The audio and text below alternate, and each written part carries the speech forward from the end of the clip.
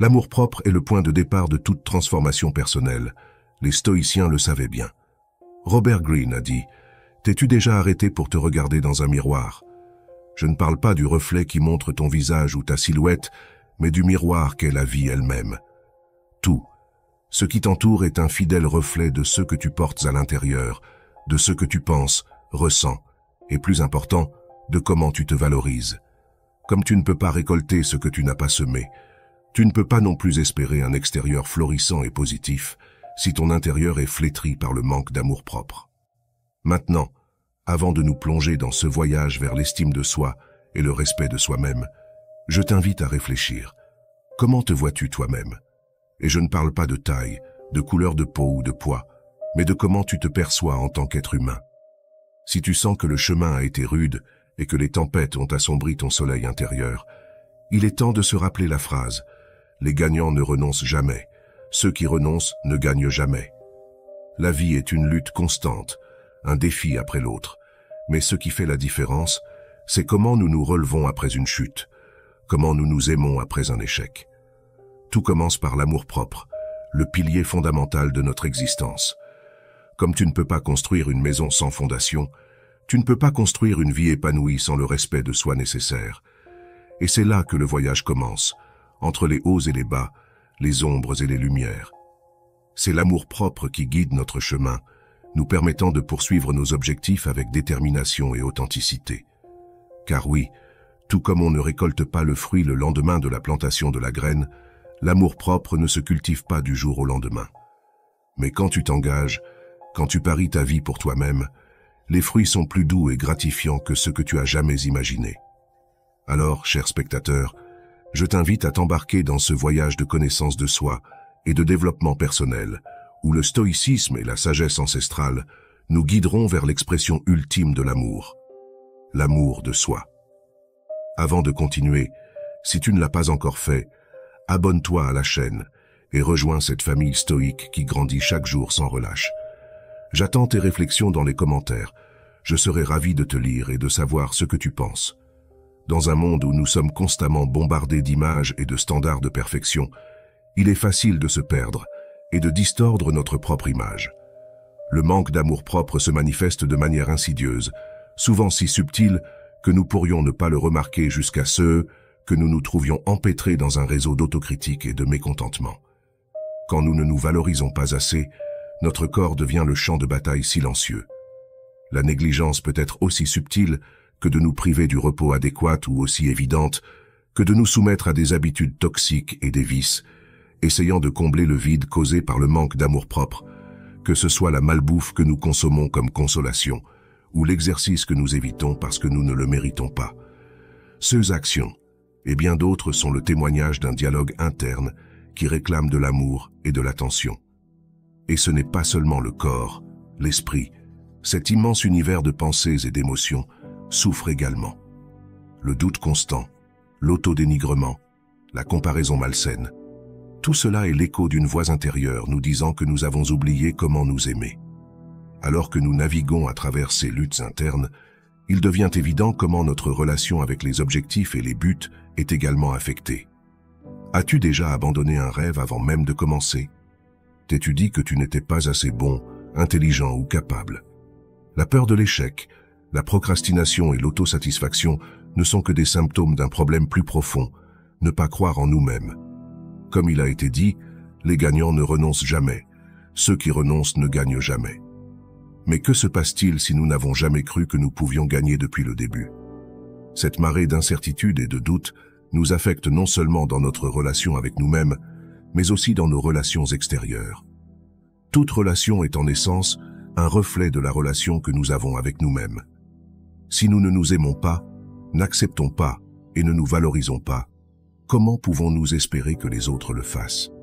Dans l'amour, nous pourrions nous contenter de moins que ce que nous méritons. Au travail, ne pas défendre nos idées ou notre valeur, dans les amitiés, permettre que des limites soient franchies. Cependant, reconnaître ces schémas est la première étape vers la guérison et l'autodécouverte. Et tout comme une plante a besoin de temps, de soins et de patience pour fleurir, notre amour-propre nécessite également ces mêmes éléments pour grandir et se renforcer. Dans l'Odyssée de la connaissance de soi, Deux termes se croisent souvent et se confondent. L'amour-propre et le respect de soi.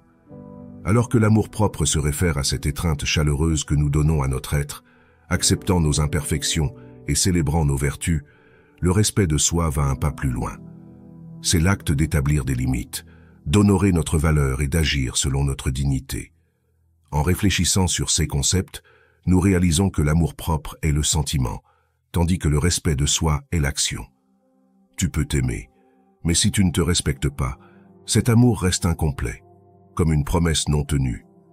C'est le respect de soi qui nous amène à prendre des décisions saines, à dire non quand c'est nécessaire et à poursuivre ce que nous méritons vraiment. Notre respect de soi, comme un jardin bien entretenu, a besoin d'être nourri et soigné avec effort et discipline. Ça commence par le corps, comme le temple sacré qu'il estimate. Cela signifie le nourrir avec une nutrition adéquate, lui donner le mouvement qu'il désire et lui permettre de se reposer. Cela continue avec l'esprit, le nourrir de pensées positives, d'éducation et de moments de réflexion, et se termine avec l'âme, en se connectant avec notre but, en pratiquant la gratitude et en nous permettant de ressentir pleinement. Le vrai pouvoir du respect de soi se manifeste dans la façon dont nous interagissons avec le monde qui nous entoure. Quand nous nous respectons, nous attirons des personnes et des situations qui reflètent ce même respect. Les relations deviennent plus authentiques, les opportunités s'alignent avec nos valeurs, et le plus important, nous devenons un phare d'authenticité et de vérité, dans un monde qui se perd souvent dans les apparences. Dans la philosophie stoïque, on nous rappelle que nous n'avons pas de contrôle sur les événements extérieurs, mais seulement sur la façon dont nous y répondons. Et c'est là que le respect de soi brille de sa plus forte lumière. C'est l'armure qui nous protège, la boussole qui nous guide, et la force qui nous pousse à avancer, quel que soit le défi que nous affrontons. C'est en fin de compte la plus haute expression de reconnaître notre valeur intrinsèque et d'agir en conséquence. Il est temps de plonger dans la riche philosophie du stoïcisme et de comprendre comment nous pouvons cultiver cet amour si vital envers nous-mêmes. Des rues de l'ancienne Athènes, au cœur de l'Empire romain, le stoïcisme a été un phare de sagesse illuminant le chemin de ceux qui cherchent une vie significative. Cette philosophie millénaire nous invite à concentrer notre attention sur ce qui est sous notre contrôle et à nous libérer des chaînes de ce qui ne l'est pas. Sénèque, l'un des piliers de la pensée stoïque, nous incite à l'introspection en affirmant que la plus grande victoire est celle que l'on remporte sur soi-même. Quoi de plus révélateur de notre relation avec nous-mêmes que la qualité de nos pensées? Marc Aurèle, considéré comme le dernier des 5 grands empereurs qui montraient un véritable intérêt pour leur peuple, l'exprimait magistralement. La qualité de ta vie est déterminée par la qualité de tes pensées. Par conséquent, surveille attentivement ce que tu permets de penser. Ces paroles résonnent avec une profonde vérité. L'essence de notre vie, la qualité de notre caractère, est intrinsèquement liée à ce que nous nous disons à nous-mêmes. Tout comme un mot peut guérir un cœur blessé ou jeter du sel sur une plaie ouverte, nos pensées ont le pouvoir de construire ou de détruire notre amour-propre. C'est une responsabilité qui ne doit pas être prise à la légère, surtout lorsque nous comprenons que les paroles négatives ont un impact beaucoup plus durable sur notre être que les paroles positives. La construction du caractère est un voyage continu, une discipline constante. Robert Greene, dans son livre Maîtrise, distille cette vérité avec clarté. Le principe est simple, et tu dois le graver profondément dans ta mémoire. Le but de tout apprentissage n'est pas l'argent, une bonne position, un titre ou un diplôme, mais la transformation de ton esprit et de ton caractère. La première transformation sur le chemin de la maîtrise. Le stoïcisme, dans son essence, concerne cette maîtrise, ce voyage vers la transformation. Il se concentre sur l'autodiscipline, la qualité de nos pensées et la construction d'un caractère inébranlable. Lorsque nous adoptons ces principes dans notre vie, nous ne renforçons pas seulement notre esprit et notre âme, mais nous forgeons également un amour-propre solide et authentique, construisant un temple interne qui résiste aux tempêtes du monde extérieur. Car, en fin de compte, c'est dans cette force intérieure que réside le véritable pouvoir. Dans l'odyssée de découvrir et de nourrir notre amour-propre, il est essentiel que nous mettions en pratique des actions concrètes qui transforment notre perception et notre relation avec nous-mêmes. Chaque exercice que je te présenterai par la suite est un outil puissant pour forger ce temple interne d'estime de soi et de respect de soi. Le premier exercice que tu peux mettre en œuvre est celui de la réflexion et de la conscience de soi. Avant d'agir, il est essentiel de comprendre, de prendre un moment chaque jour pour écouter nos pensées et nos émotions, pour sonder notre perception personnelle. C'est la première étape vers la connaissance de soi. Quels mots ou pensées ont dominé ma journée? Quelles émotions m'ont envahi? En observant nos propres courants mentaux, nous nous armons de la clarté nécessaire pour les orienter vers une construction positive.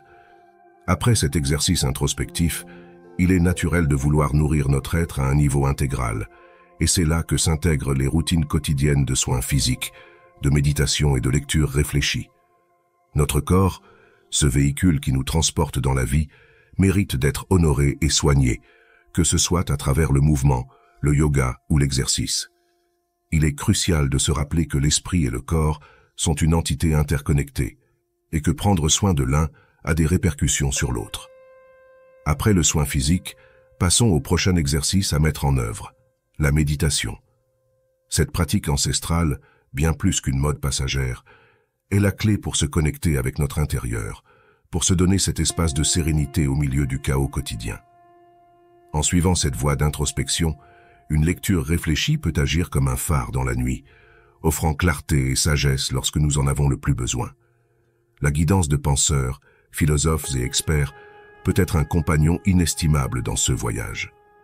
Maintenant, une fois nourri notre être, il est fondamental d'établir un cadre de respect, et c'est là qu'entre en jeu le prochain exercice, établir des limites saines.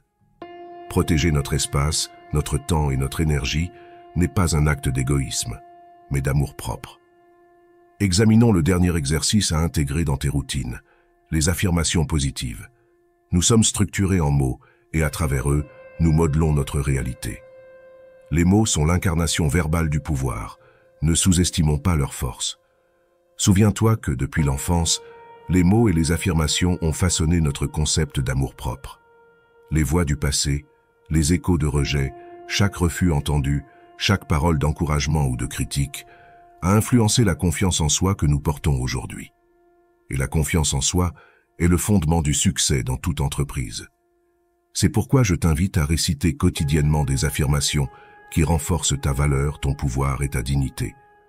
Des mots comme « Je suis suffisant »,« Je me valorise et me respecte »,« Je fais confiance à mes capacités et à mon potentiel » peuvent faire une différence abyssale dans la façon dont tu te perçois et comment tu fais face au monde.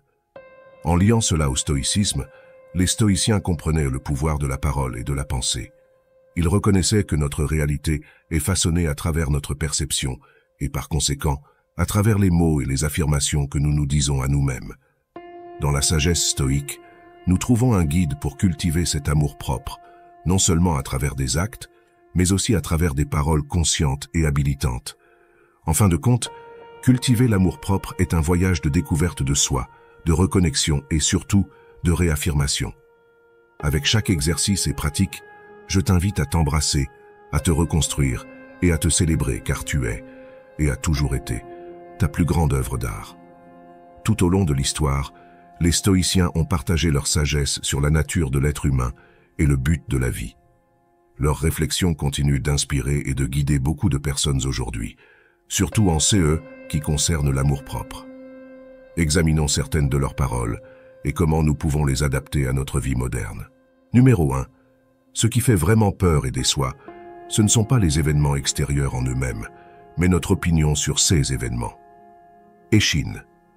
Dans cette pensée, Échine nous encourage à réfléchir sur comment nos interprétations de la réalité peuvent influencer notre auto-image et notre bien-être. Numéro 2. Le feu teste l'or et l'adversité teste les hommes courageux. Sénèque. Cette citation souligne l'importance de faire face aux défis et comment ceux-ci peuvent être des catalyseurs pour la croissance et le renforcement du caractère. Numéro 3. Celui qui sait ce qui est bon et ce qui est mauvais a atteint la perfection de la sagesse. Musonius Rufus. Rufus nous invite à comprendre la dualité de la vie et à reconnaître que notre interprétation et perception interne déterminent notre expérience de ces dualités. Passant au domaine contemporain, plusieurs penseurs ont repris et adapté les enseignements stoïques. L'un d'eux qui s'est démarqué est Ryan Holiday, avec L'obstacle et le chemin, où il souligne l'importance de la résilience et de la détermination. Nous pouvons voir chaque défi comme une insulte ou comme une opportunité de pratiquer quelque chose. William B. Irvine, dans A Guide to the Good Life, The Ancient Art of Stoic Joy, réfléchit sur le fait que nous avons le pouvoir de maintenir notre dignité et notre auto-respect, même dans les circonstances les plus difficiles. Pierre Hadot, expert en stoïcisme, nous rappelle que la philosophie n'est pas un simple enseignement, c'est une manière de vivre. Chaque pensée philosophique est une pratique, et chaque pratique est philosophique. Comment adapter ces enseignements à la vie moderne? Dans un monde rapide et en constante évolution, les enseignements stoïques nous rappellent l'importance de l'introspection et de l'autoconnaissance. Il ne s'agit pas de chercher une validation externe, mais de forger une image de soi solide et de l'intérieur. Que ce soit en méditant sur les réflexions de ces philosophes, en prenant le temps pour l'introspection quotidienne ou simplement en étant présent et conscient, le chemin stoïque offre des outils précieux pour faire face et prospérer dans le monde contemporain. En résumé, le message stoïque sur l'amour-propre est clair. Notre pouvoir ne réside pas dans les circonstances extérieures, mais dans la façon dont nous interprétons et répondons à celles-ci, et dans notre capacité à cultiver une auto-image basée sur l'authenticité et le respect de soi. Dans ce parcours à travers l'histoire, la philosophie et les pratiques conscientes, nous avons dévoilé l'essence et l'immense pouvoir de l'amour-propre. Il ne s'agit pas simplement d'un concept abstrait ou d'un idéal inatteignable, c'est dans son noyau, la base sur laquelle nous construisons notre réalité, nos relations et notre vision de la vie.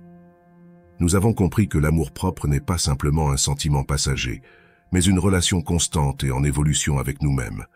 C'est le respect que nous nous accordons, la dignité avec laquelle nous faisons face aux adversités et la lumière interne qui brille même dans les jours les plus sombres. Nous avons appris comment, des enseignements stoïques anciens aux réflexions contemporaines, le message est unanime. L'amour et le respect de soi ne sont pas seulement essentiels pour notre bien-être interne, mais sont le miroir à travers lequel nous voyons et expérimentons le monde extérieur. Mais comme pour tout voyage précieux, le chemin vers l'amour-propre nécessite une pratique et une réflexion constante. Ce n'est pas une destination finale, mais un voyage, un processus dans lequel chaque jour nous offre une nouvelle opportunité de grandir, d'apprendre et d'aimer. Chaque obstacle, chaque défi est une chance de renforcer cet amour. Pour conclure, je veux t'inviter à t'embrasser toi-même avec toute la passion, l'affection et le respect que tu mérites. Que chaque jour, en te regardant dans le miroir, tu reconnaisses la merveille que tu es, avec toutes tes imperfections, toutes tes cicatrices et toute ta lumière. Car c'est dans cette complexité et cette unicité que réside ta véritable beauté. L'amour-propre est le fondement sur lequel nous construisons nos rêves, nos aspirations et nos relations. C'est l'écho silencieux qui résonne dans nos actes, nos paroles et nos pensées. Alors, peu importe où tu te trouves dans ce voyage, souviens-toi toujours que tu as le pouvoir et la capacité de t'aimer, de te respecter et de te célébrer. Car en fin de compte, le véritable voyage n'est pas vers l'extérieur, mais vers le vaste univers qui réside à l'intérieur de toi. Et ce, chers spectateurs, est le voyage le plus excitant et transformateur de tous. Si tu es arrivé jusqu'à cette partie, permets-moi de te remercier profondément pour ta gentillesse et ton attention accordées à cette vidéo. Et si tu ne l'as pas encore fait, je t'encourage à t'abonner à la chaîne pour continuer à apprendre et à nourrir ton esprit avec plus de philosophie.